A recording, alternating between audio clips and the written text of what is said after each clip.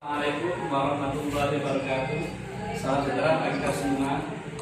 Semangat pagi untuk belajar untuk para guru. Kita akan melakukan pembahasan kaitannya dengan AKM. Karena itu sangat bermanfaat AKM bagi guru yang ikuti tingkat online tersebut. Terlebihnya kita ikuti petunjuk di PowerPoint berikut ini.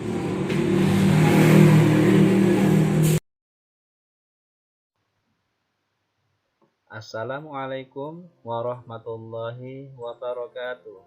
Semangat pagi.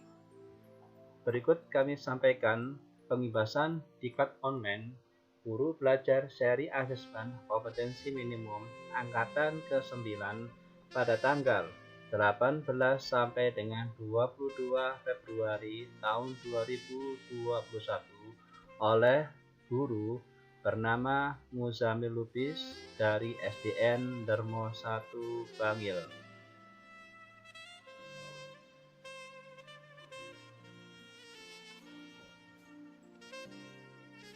Biodata guru tersebut: nama Muzamil Lubis, tempat tanggal lahir Pasuruan 4 Oktober 1983. Jabatan guru adalah guru kelas 6 SDN Darmo 1 Bangil.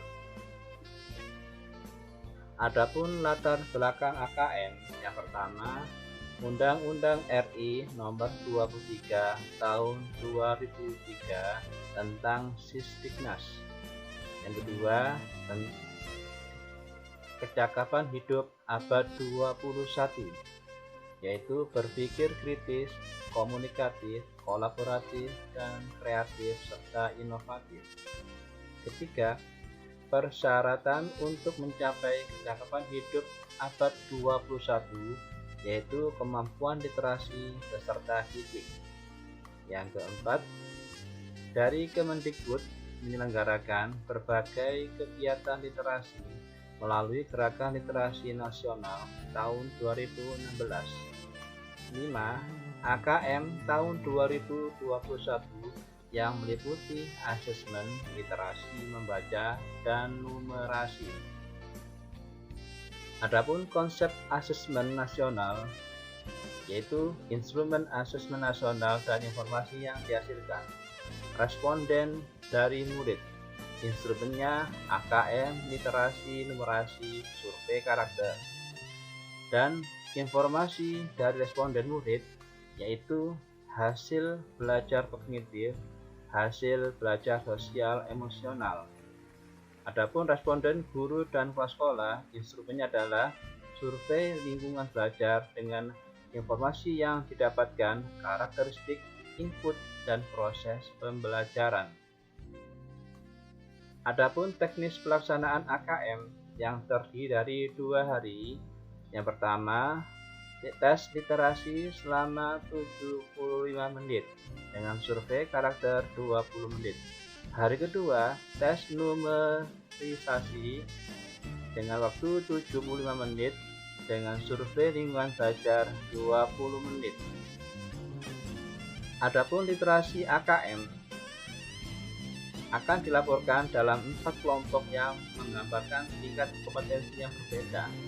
Kelompok perlu diintervensi khusus, yaitu murid belum mampu menemukan dan mengambil informasi eksplisit yang ada dalam teks ataupun membuat interpretasi sederhana. Kelompok dasar, yaitu murid mampu menemukan dan mengambil informasi eksplisit yang ada dalam teks serta membuat interpretasi sederhana. Kelompok cakap, murid mampu membuat interpretasi dari informasi implisit yang ada dalam teks, mampu membuat kesimpulan dari hasil integrasi beberapa informasi dalam suatu teks. Yang keempat, kelompok mahir, yaitu murid mampu mengintegrasikan beberapa informasi lintas teks, mengevaluasi isi, kualitas, cara penulisan suatu teks, dan bersikap reflektif terhadap isi teks. Dan numerasi AKM ada 4 kelompok, yaitu kelompok yang pertama perlu diintervensi khusus, yaitu murid hanya memiliki pengetahuan matematika yang terbatas. Murid menunjukkan penguasaan konsep yang parsial dan keterampilan komputasi yang terbatas. Kelompok dasar, yaitu murid memiliki keterampilan dasar matematika, komputasi dasar dalam bentuk persamaan langsung, konsep dasar terkait geometri dan statistika, serta menyelesaikan masalah matematika sederhana yang rutin. Kelompok cakap, yaitu murid mampu mengaplikasikan pengetahuan matematika yang dimiliki dalam konteks yang lebih beragam. Kelompok mahir, yaitu kelompok mampu bernalar untuk menyelesaikan masalah kompleks serta non-rutin berdasarkan konsep matematika yang dimilikinya. Tindak lanjut dari hasil AKM. 1. Yang perlu diinvestasi secara khusus. Kebutuhannya, sebagai pemula siswa biasanya memiliki persyaratan belajar yang sama dan perlu mempelajari keterampilan dan konten yang sama. Cara formal dan informalnya, yaitu para pemula membutuhkan strategi belajar yang lebih formal dan instruksional yang memberikan pengalaman dan kesempatan belajar yang serupa kepada semua siswa pemula. Struktur pembelajaran, yaitu konten pembelajaran untuk pemula yang dan bersifat mendasar. Meskipun demikian, kunci pembelajaran terletak pada alur pengajaran yang intensif dan program yang terstruktur. Adapun pendekatannya yaitu training atau pelatihan intensif.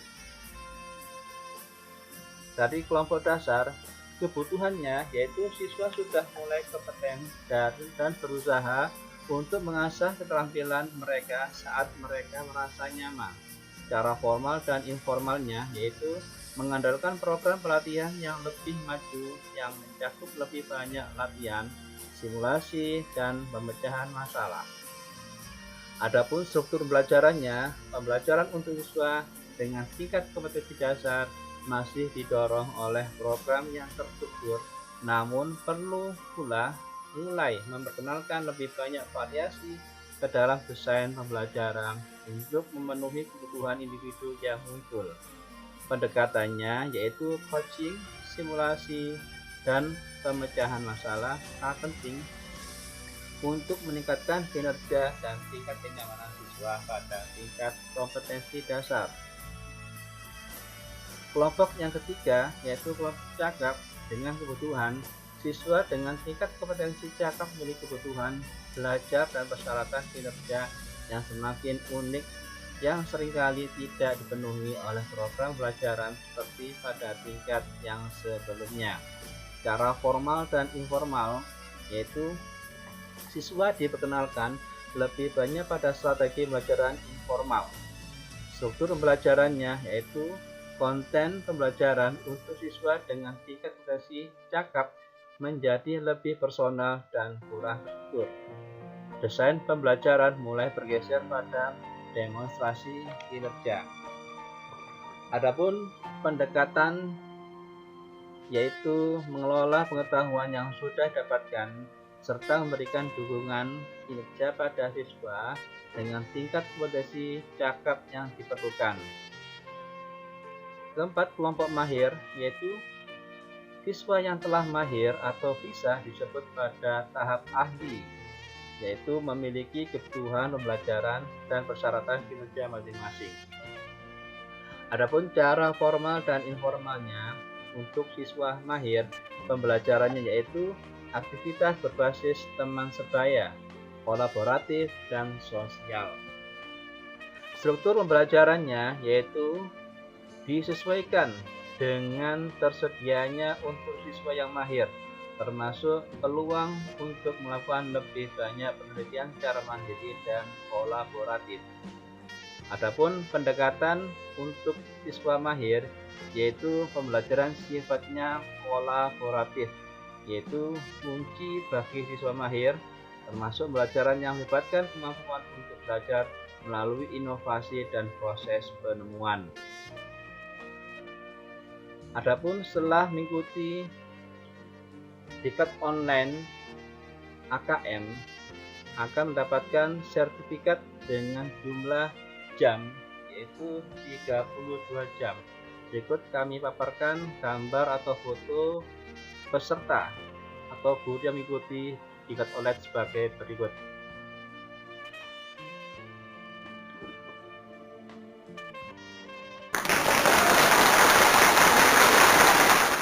Demikian yang telah kami sampaikan. Mohon maaf atas segala kurangan dan terima kasih atas segala perhatiannya. Wassalamualaikum warahmatullahi wabarakatuh. Demikian pemaparan AKM pengibasan untuk guru-guru. Harapan dari pengibasan ini supaya guru bisa ikut program guru belajar seri assessment kompetensi minimum AKM. Sekian dari saya. Mohon maaf atas segala kekurangan. Terima kasih atas segala perhatian. Wassalamualaikum warahmatullahi wabarakatuh.